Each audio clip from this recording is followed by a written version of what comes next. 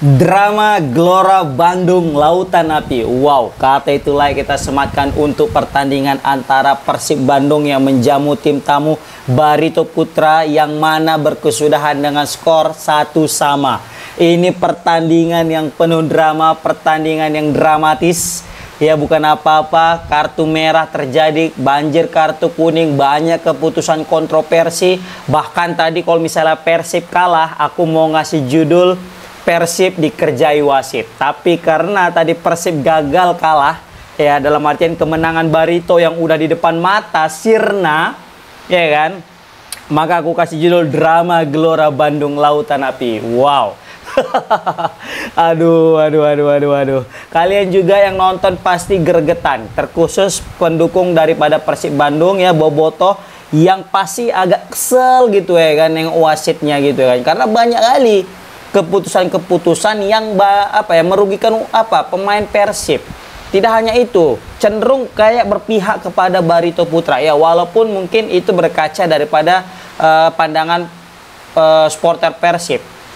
Tapi kalau misalnya pandangan supporter Barito ya tetap mikir ya itu sah-sah aja dan itu benar gitu ya kan. Bahkan kebayang nggak tadi nengok sampai Bojan Hodak itu emosinya wah gila parah tadi kan. Sampai meluapkan emosi ke pinggir lapangan kayak macam udah kebayang lah kita gimana Bojan Hodak emosinya tadi. Tapi untung aja masih bisa dikontrol ya kan, karena dengan emosinya Bojan Hodak para pemain juga kayak agak kepancing juga tuh dengan emosinya kan, baik itu di luar lapangan maupun dalam lapangan. Dan juga karena udah terbawa suasana makin panas, muncullah disitulah Edo kena kartu kuning. Nggak lama kena kartu kuning lagi dan terakhir kartu merah. Padahal untuk pelanggaran yang kedua tadi itu nggak perlu banget itu Edo melakukan hal-hal yang demikian, karena memang masih belum berbahaya kali, karena masih banyak pemain yang udah siap untuk mengcover gitu kan. Tapi nggak dikata berarti belum rezeki Edo untuk sampai akhir, dan dia juga akan melewatkan pertandingan yang akan datang gitu ya kan. Nah, tapi di sini banyak sekali bisa kita bilang sesuatu yang mengganjal. Bahkan tadi komentatornya ya bilang ini kok kayak gini gitu keputusannya gitu kan. Yang paling jelas itu keputusan mana? Ya, yang saat itu Febri Haryadi kalau nggak salah ya, yang mana dia melakukan sprint kemudian juga di-tackle dari belakang, dan tackle itu keras loh. Kan sama pemain Barito. Aku pikir udahlah kena kartu merah lah ini pemain Barito ya kan. Makin seru lah ini kalau misalnya kena kartu merah pemain Barito. Jadi 10-10 makin kan adil lah gitu ya kan. Biar makin seru juga pertandingannya. Ternyata nggak jadi kartu merah. Kan aku yang lucunya lagi tadi tuh cek VAR katanya. Cek VAR kan begitu lagi mikir-mikir wasitnya kan, dengarkan kata teknologi yang teknisi yang di sana gitu kan, sama wasit yang di ruangan. Dalam benak aku cek VAR nanti bakal cek ke layar kan, ke screen yang di pinggir lapangan. Kan disitulah ditentukan, karena kan ada potensi red card kan gitu kata dia. Jadi di mana-mana biasanya kita tengok dia ngecek layar dulu, tengoknya dulu replaynya, yang katanya aturannya possible red card itu betul-betul possible red card enggak, atau tak kuningnya kan gitu, ataupun merah juga gitu ya kan. Rupanya ya Allah nggak dicek cuy, serius nggak dicek ke pinggir lapangan, langsung dikasih kena kartu kuning pemain Barito tadi. Nah, karena keputusan ini makin pecah lah tadi suasana. Hand juga kena kartu kuning gara-gara itu kan. Pokoknya hampir ribut lah tadi tuh. Jang. Ini untung ya, untung. Untung tuh Persib udah juara guys. Serius gue bilang. Kebayang nggak tadi ini Persib belum juara, tapi ada kejadian kayak gini. Waduh, bisa makin pecah lah suasananya ya kan.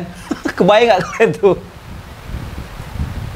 Udah gitu juga kan, aku ngelihat ini ya mungkin ya Persib terlalu panas gitu ya, karena di awal-awal tadi mungkin karena udah juara pasti beda lah motivasinya. Tapi setidaknya Persib mulai menguasai jalan pertandingan itu mulai di babak kedua. Sebenarnya babak pertama banyak kali peluang sebenarnya, serius. Rian Kurnia, Castanir. Ini Castanir pun kayak macam antara siap dan nggak siap ini ku tengok ya kan. Kayaknya betul nih yang desas-desus yang beredar tentang kesehatan pandangannya kalau main malam itu kayaknya agak agak kewalahan gitu ya kan. Begitu juga Castaneer, aku baru kali ini juga nih Castaneer full main 90 menit ya kan. Biasanya jarang kawan ini main 90 menit. Ya kan? Begitu juga aku tadi ngeliat kayak Ryan Kurnia ini kayak belum menemukan performa bagaimana yang sebelum-sebelumnya gitu kan. Biasanya Ryan Kurnia ini kan ya lumayan lah. Ya karena juga memang kebetulan Ryan Kurnia sebagai pemain pengganti kan. Tapi semenjak jadi starter kayaknya Ryan Kurnia ini kurang menunjukkan tajinya gitu. Karena lebih jago dia ketika datang sebagai super sub nih Ryan Kurnia. Beckham Putra tadi licin kali ya kan, saking licinnya banyak juga kepleset dan juga dilanggar. Kocijan ya kayak biasa, Maklok juga ya kan, Tiron asli nggak ada obat nih pemain, lari ke seluruh penjuru lapangan, kanan kiri tengah depan belakang, wah rajin kali ini Tyrone Del Pino. Kalau bisa ini dipertahankan nih sebenarnya Tyrone ini sama Persib Bandung, tapi banyak berita yang beredar di luar sana bahwasanya Tyrone Del Pino ini bakal pindah ke Malut. Tapi ya nantilah kita lihat. Baru kemudian Kakang juga sempat diganti karena juga memang udah kena kartu kuning. Ini kebayang nggak sih kalau misalnya tadi Kakang nggak diganti, bisa jadi nih Kakang juga kena kartu merah menyusul daripada Edo. Karena kartu merah si Edo ini cepat banget. Tup kena kartu ini nggak selang lama udah kena kartu kuning lagi. Tup kena kartu merah.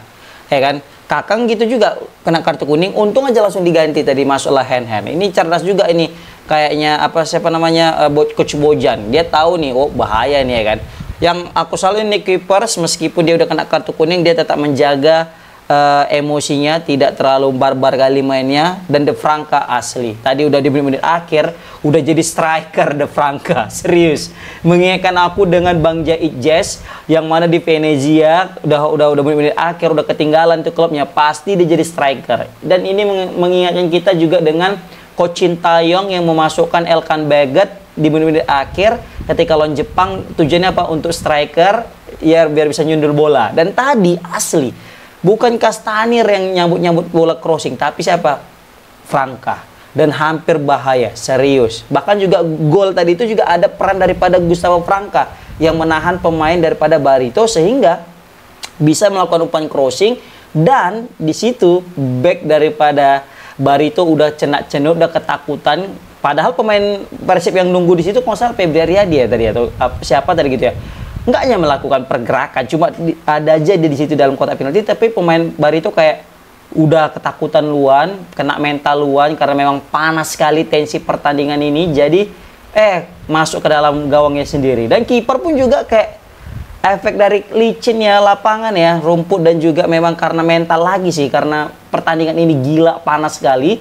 Jadi keasikan dia nerima bola terakhir lewat garis guys. Nah ketika udah lewat garis ya jelas lah pasti gol kan.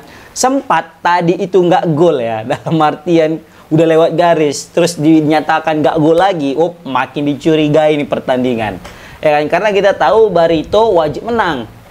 Kenapa? Mereka punya misi, apa itu? Lolos dari zona degradasi, karena ini sengit kali nih zona degradasi nih. Kalau PSIS udah wassalam lah kan, udah degradasi.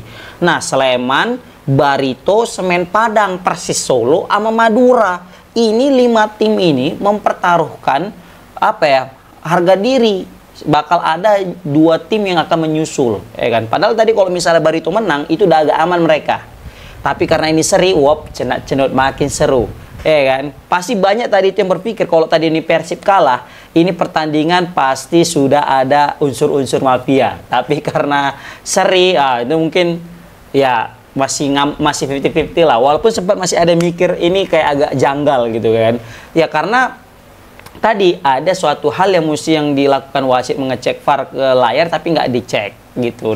Begitu juga banyak keputusan-keputusan yang merugikan Persib Bandung ya. Ya memang kita salahkan juga Persib Bandung ya, kenapa dari awal kenapa nggak memanfaatkan peluangnya dan nggak ngotot seperti di akhir-akhir babak kedua gitu ya kan. Tapi tetap ya karena udah juara ya bebas lah mainnya, mau sekarang ototnya, mau nanti ngototnya, mau kapan ngototnya, yang penting kan udah juara ya kan gitu. Tapi mungkin karena pemain Persib tahu mereka ini di hadapan puluhan ribu supporter kan, untuk merayakan kemenangan dan merayakan juara ya, maka mesti diberikanlah sebuah kemenangan yang berharga di depan puluhan ribu supporter ya kan. Makanya mereka juga main mati-matian, kalau bisa ya nggak bisa menang at least jangan kalah gitu. Makanya di menit-menit akhir mereka masih bisa mencetak gol. Nah ini Ini yang menandakan bahwasanya kenapa Persib itu layak jadi juara Liga 1 tahun ini. Kenapa?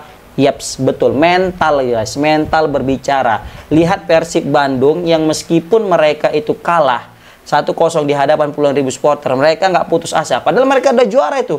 Sebenarnya bisa aja main nyantai aja lah gitu ya kan. Udah juara gitu kan. Tapi ingat, mereka itu mati-matian mencari gol penyama kedudukan dan betul aja tercipta, guys. Aku yakin kalau ada tadi tambahan 2 atau 3 menit aja lagi setelah gol pertama atau gol penyama kedudukan, itu yakin aku Persib bisa comeback. Tapi ya padahal cuma 10 pemain kan, sedangkan Barito tetap 11 gitu. Kebayang nggak kalau tadi itu pemain Barito itu keluar satu orang yang nekel dari belakang tadi itu. Udah 10-10, aku yakin tadi dalam 7 menit bisa terjadi comeback yang luar biasa, guys. Waduh, sengit.